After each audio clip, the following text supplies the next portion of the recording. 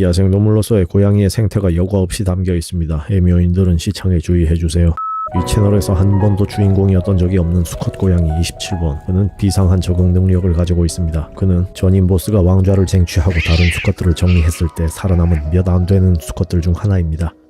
여기서 태어난 27번이 외부 유입인 25번과 혈연 관계일 리도 없는데 보스의 공간에서 상당한 편의를 보장받고 있는 모습입니다. 그리고 25번이 현 보스에게 쫓겨나 낭인 생활을 하는 지금도 멀쩡하게 동네를 활보하고 다니며 여자들이랑 겸상하는 27번입니다. 보스가 3번 바뀔 동안 자기 밥그릇을 유지하는 비결, 대장은 못될지언정 가늘고 길게 버티는 비결, 현대인에게 꼭 필요한 스킬인데요. 저도 언젠가 27번에게 가르침을 받고 싶네요. 살아남는 고양이는 가장 강한 고양이도 가장 똑똑한 고양이도 아니다. 가장 새 보스의 적응을 잘하는 고양이다.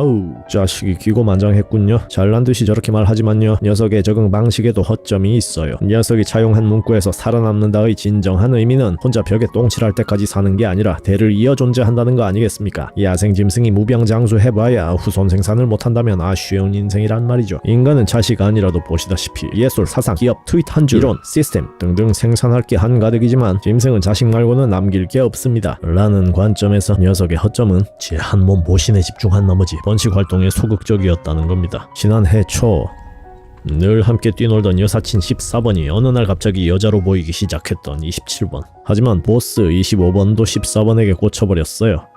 도망가는 14번을 쫓는 보스 고양이와 주저하는 27번. 항상 먼 발치에서 14번 뒷공무니를 쫓을 뿐 감히 보스에게 덤빌 생각은 없습니다. 점점 보스에게로 빠져드는 그녀를 애타게 쳐다보며 울기만 하다 끝나버린 첫사랑 27번의 뒤통수를 보고 있기 힘들군요. 짝사랑의 괴로움이 여기까지 전해져 옵니다. 소꿉친구를 보스에게 빼앗긴 27번은 마을 바깥으로 모험을 떠났다 한참 후에 집으로 돌아왔습니다. 보스에 대한 마지막 선을 넘지 않는 이런 행실이 제 한 몸 밥 빌어먹고 사는 데는 최적화된 처신이겠지만 후손 생산에는 위험 감수가 필요한 법인데 녀석은 몸을 너무 사렸어요. 마을 바깥에서 다른 사랑을 얼마나 했는지는 모르겠지만 첫사랑의 여성, 태어나서 가장 강렬한 욕망을 가졌을 상대를 두고 대장을 앞지르지 못하는 모습은 소위 살아남는 고양이와는 거리가 있어 보였습니다. 그런데 이듬해 27번에게 낭보가 전해집니다. 아래 동네에 보스가 바뀌었고 현 보스인 30번의 관리 영역은 전임 대장들보다 훨씬 넓다는 거죠. 하루종일 순찰 또 순찰. 27번의 주거지인 아랫동네에 대장이 머무는 시간은 극히 짧습니다. 그렇습니다. 빈틈이 생기겠죠. 이렇게 판을 깔아줬는데도 몸을 사린다면 존재의 의미를 고민해봐야 할 수준인데요.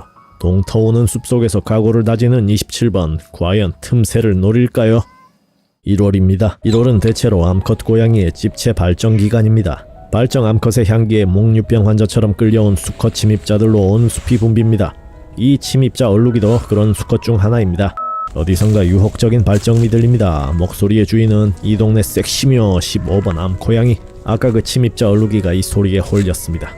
자기가 불러놓고는 막상 나오니까 살살 도망가는 15번 암묘. 이 섹시묘는 온 동네 수컷을 줄 세울 기세로 정처 없이 울며 헤매어 다닙니다. 그리고 우리 주인공 27번도 15번의 꽁무니를 쫓기 시작합니다. 자식, 역시 틈새를 노리기로 했군요. 랄까 그보다 주목할 사항은 27번이 15번의 자식이라는 겁니다. 엄마에게 성적 매력을 느끼고 있죠. 근친교미는 번식을 위한 최선의 전략이 아니지만 웬일인지 이곳 고양이들은 그것에 거부감이 없습니다. 동물의 근친교미를 미개한 짐승의 역겨운 행위로 보는 시선이 있을지 모르겠는데 이건 자연현상입니다. 그냥 사실이죠. 사실, 팩트. 사실은 가치 판단의 대상이 아닌 연구의 대상입니다. 한번 연구해봅시다. 고양이 밥인 쥐새끼들조차도 근친 회피 기작이 있다는데 왜 이 동네 고양이들은 이럴까요? 가장 먼저 생각해볼 수 있는 원인은 여기가 환경적으로 다소 고립된 외딴 숲속이라는 것. 이 가설에 끼워 맞추자면 현재 27번의 마음은 이렇습니다. 유전적 다양성 확보의 책임을 다음 세대로 떠넘기는 무책임함이 떠넘길 세대조차 생산하지 못하는 무능함보다 나은 거야. 어디 있는지도 모를 여자 찾아 마을 밖으로 모험하다 번식 타이밍 놓치지 말고 먼저 우리 동네 좁은 번식 시장부터 공략해보자. 엄마 기다려. 사랑해.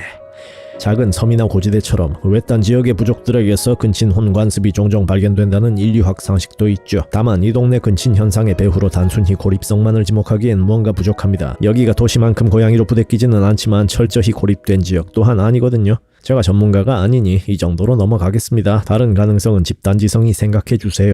이번에는 아까와 반대로 침입자 얼룩이 수컷이 홀로 방황하며 발정음을 내고 있습니다. 도시인들 중에 이 소리 싫어하는 분들 꽤 있죠. 그러자 역시 아까와 반대로 이번에는 암컷 15번이 수컷에게 이끌려옵니다. 이 둘은 서로 어느 정도 교감이 있는 상태에서 밀당 중인 걸로 보이네요. 이어서 집요하게 엄마 뒷공무니를 따르는 우리 27번도 보입니다. 자꾸만 뒤를 신경쓰는 15번. 아들인 27번을 경계하며 도망갑니다. 그런 엄마를 우회로록 뒤쫓는 아들.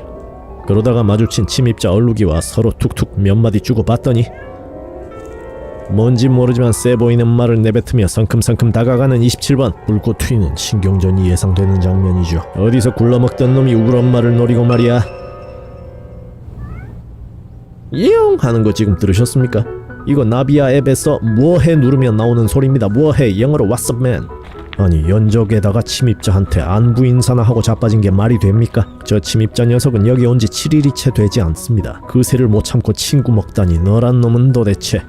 물론 그 친화력 덕분에 여러 보스 밑에서 살아남았다는 건 대단히 존경스럽지만 침입자는 일단 조져놓고 보는 거란다. 배알 없는 양반아. 저렇게 순둥순둥해서 무슨 후손을 보겠다고. 번식이 장난이야? 세상이 마냥 아름답지, 응? 에휴.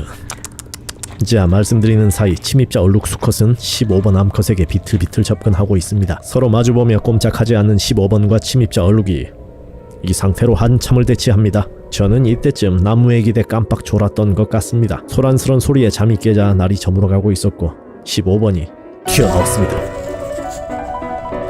그리고 그 뒤를 쫓는 침입자 얼룩이 아유, 추격전 한판 하더니 장소만 바꿔서 또 대치 중인 15번과 침입자 얼룩이 여자 마음을 얻는 데는 이다지도 초인적인 인내력이 필요한 것입니다.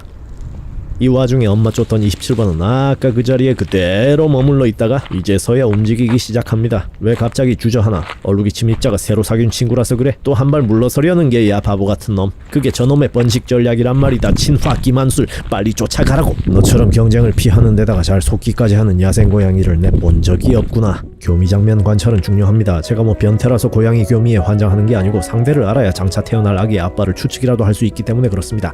혈연 관계는 야생 고양이 사회 관찰의 중요한 참고 요소니까요. 하지만 저는 더 이상의 관찰을 포기하고 물러났습니다. 다른 게 아니라 어두워지니까 춥고 무섭더라고요. 교미를 향한 내 열정이 겨우 이 정도였던가 실망했지만 포기하니 편했습니다. 집에 가는 길에 14번 고양이와 21번 고양이가 보이길래 잠시 구경하는 중인데 저 멀리서 교미 끝을 알리는 암묘의 날카로운 비명이 들렸습니다. 황급히 되돌아갔습니다. 15번의 상대는 얼룩이 침입자 아니면 아들. 저 반짝이는 눈은 얼룩이 침입자입니다.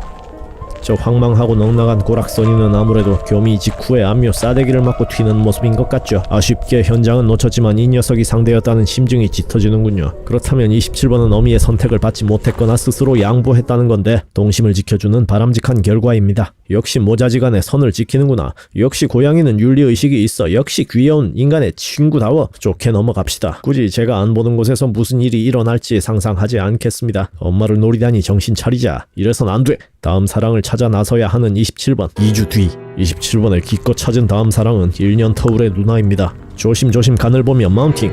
이 중요한 순간에 14번이 27번을 방해하고 지나갑니다. 지난해에는 27번을 그렇게 애태우더니 올해는 아직 발정 전인지 발랄하기만 한 14번. 27번이 까이는군요. 됐어. 또 까였군요. 또 없네. 누나는 아예 가버립니다. 15번 고양이는 얌전히 앉아있는 걸 보니 발정 징후가 사라진 모양입니다. 애가 들어섰겠죠. 그리고 얼룩이 침입자는 이미 떠난 지 오래입니다. 얄미운 찍사튀. 하지만 보스 몰래 찾아와서 씨만 뿌리고 튀는 수컷들은 이런 폐쇄적인 동네의 유전자 풀을 두텁게 해주는 소중한 존재죠.